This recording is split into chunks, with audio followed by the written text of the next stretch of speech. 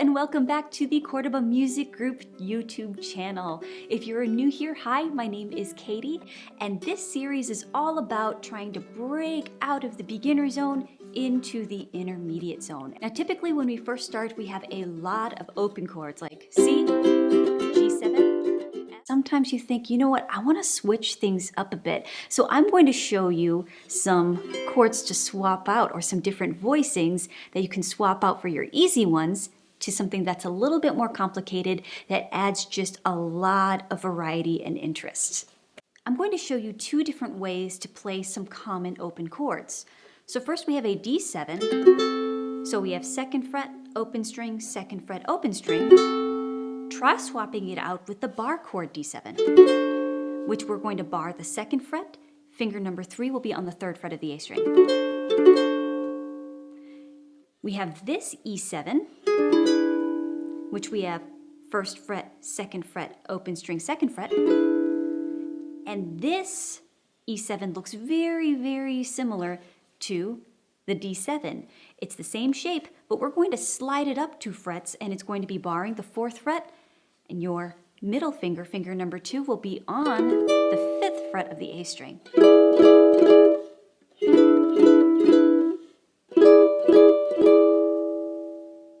Next, we have open B7, and then a bar chord B7.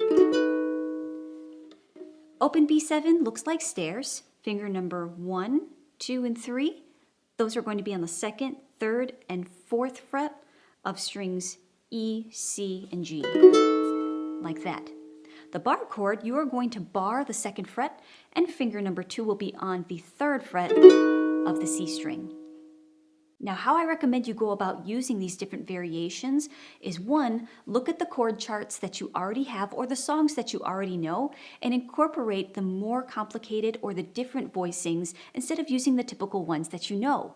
It's going to add a different dynamic to the song, and it's just going to breathe new life into old songs that you already know. Another thing that you can do that I highly recommend is that if you have a song that has perhaps a D7 for 8 counts, play one variation of D7 for 4 counts and play the other for the other 4 counts. So for example, if I have a D7 for 4 counts, and then I switch to the bar chord D7, and I have an E7 for 4 counts, and then I have the other E7 for 4 counts. So instead of just playing the same chord over and over again, I can add those variations, and it's going to add some awesome dynamic. I'm going to play each chord for 4 counts on each variation so that you can hear just how different they are and how cool it can really be when you add another variation. 1, 2, 1, 2, 3, 4.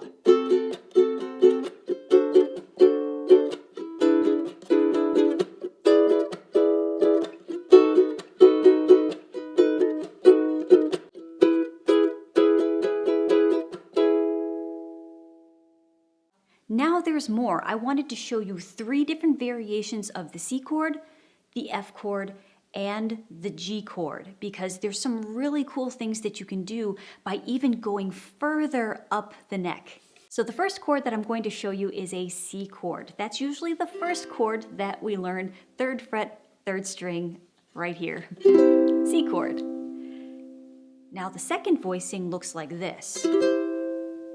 Oh. That's a little bit more interest, right? Little different voicing. So I'm going to take finger number 1, push down on the first 2 strings of the 3rd fret. Finger number 2, 4th fret of the C string. Finger number 3, 5th fret of the G string. You could also bar the entire 3rd fret if you would like to. The next chord looks very similar in shape, but we're going to slide it all the way up to the 7th fret, and finger number 2 is now going to be on the 8th fret of the E string. So we have our open F chord, 2nd fret, open, 1st fret, open string.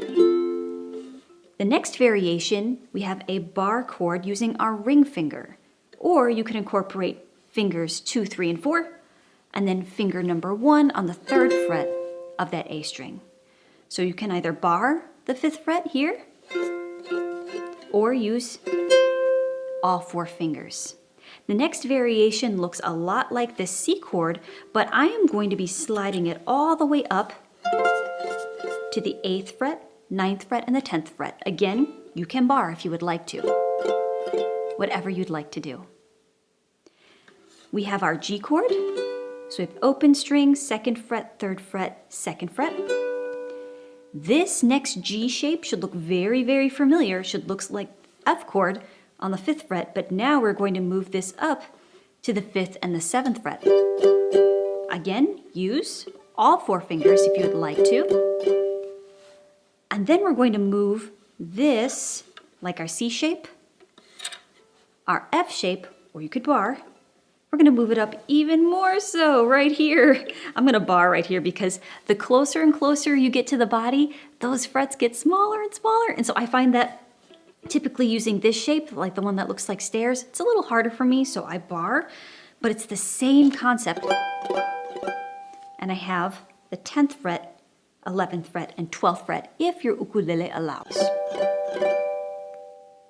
So how would you incorporate 3 different variations into one song? Well, this is great for a song that has a very simple structure. So let's say you have a C chord for 4 measures, 16 counts. That's a long time to hold a C chord, and it might get a little boring and you just want to mix it up. So what I would do is that I would hold or strum the C chord on voicing number 1 for 4 counts. The next 4 counts, choose another voicing, and then the last 8 counts, choose the other voicing. And I would do that also for the F chord and the G chord. Okay, let's give it a try. 1, 2, 3, 4.